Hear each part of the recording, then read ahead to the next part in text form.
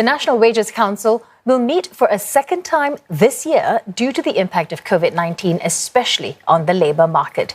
Manpower Minister Josephine Teo says the decision was made after meeting the labour chief and the head of a federation for employers.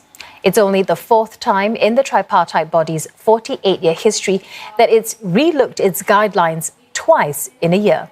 And the last time was 2009 during the global financial crisis. The council has already met in March to draw up guidelines on employment and wage issues. Mrs. Teo says the guidelines were useful in advising employers on how to cut costs to avoid retrenchments.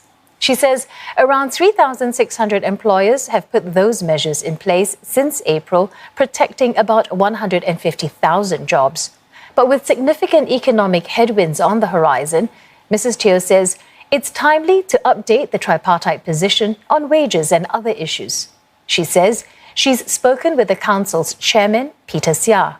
Mr. Seah, who is also DBS chairman, says the meeting is important for discussing strategies to address the pandemic's profound impacts. He says the tripartite partners have worked well together to get Singapore through challenging times in the past.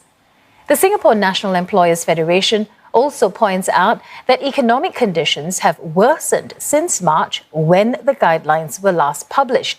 And with the COVID-19 situation likely to continue, it says parties should update the guidelines to help employers take responsible actions on manpower issues.